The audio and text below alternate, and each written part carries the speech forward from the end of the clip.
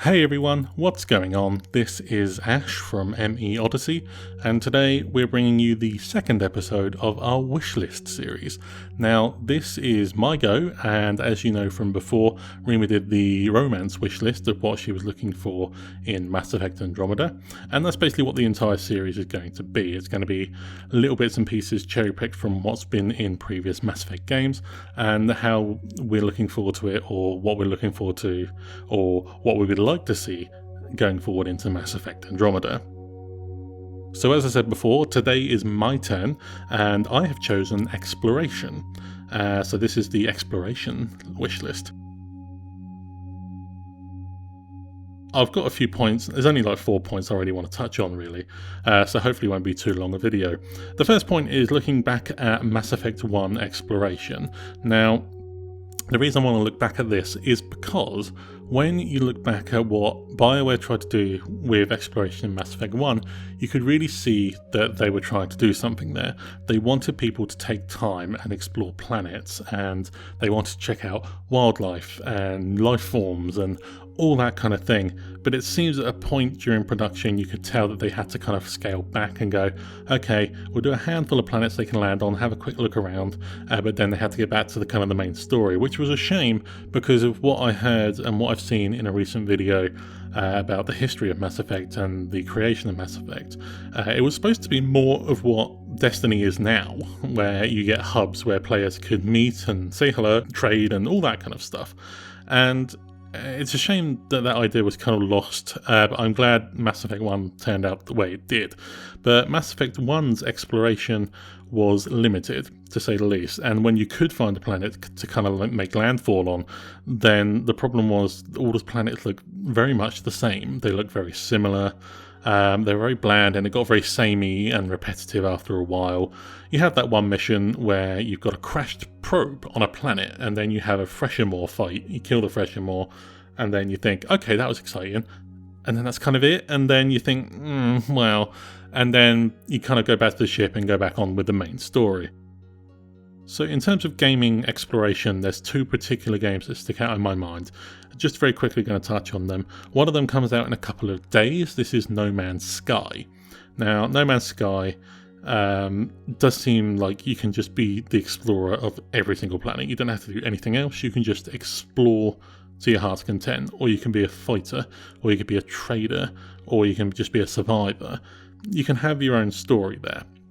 The idea of No Man's Sky sounds very good, and it sounds like you're going to get different planets that look completely different, very much unlike Mass Effect 1, and this is the benefit of what they're calling procedural generation, which is where you go to a certain place and it just randomly makes a planet, randomly makes the terrain, randomly makes different species of animals, so every experience should be different. So it shouldn't be boring, it shouldn't be repetitive, and it's a very interesting idea. If it works, that's another question, because the game is 2 days away from release here in the UK, and you know, who knows? I don't have a PS4. I was planning to get one. I may get one in a couple of days and pick up a few games, including No Man's Sky, just to see what it's like, but until then, I don't know.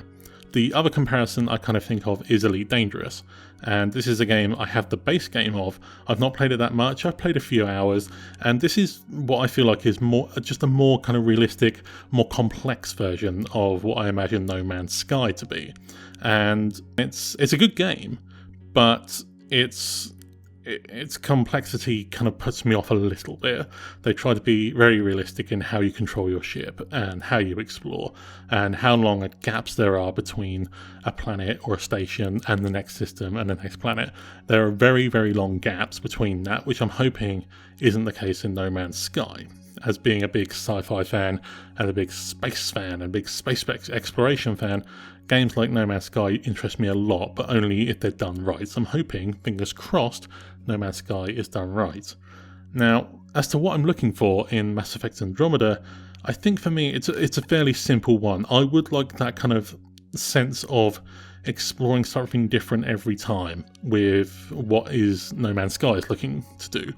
Every planet I go to and I can make a habitat on, or I could make a settlement, then I want to feel like I'm going to different planets that look completely different, have different species, but at the same time I still want to have the same mix of action and storytelling that BioWare have done so well in the previous 3 games. It's very difficult to try and move away from that when BioWare are so good at it. So I'm hoping that they can have a very even balance between this exploration that they're planning to do, the storytelling and the action that they've been so good at before.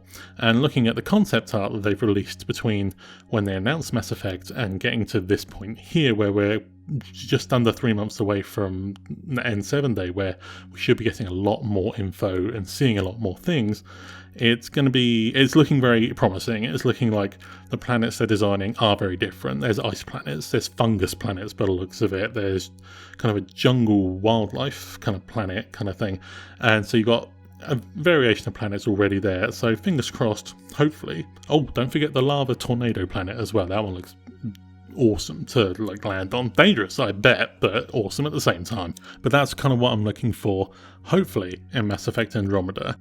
So yeah, that's basically what I'd be looking for in terms of exploration and everything like that in Mass Effect Andromeda. Be sure to let us know what you think down in the comments below. We're really interested to see what you think on this and on the romance options, like we did in the last video. We're going to have a bunch more videos on the kind of wishlist videos as well. This is going to be its own series, it's going to have its own playlist and everything like that as well. So keep an eye out for these in the future as well, every Thursday. And that's all for now. Thank you so much for watching. As always, you can subscribe to the channel to stay up to date on all things Mass Effect, and you can help the channel to grow by sharing the video too. Thanks for watching. We'll see you again very soon.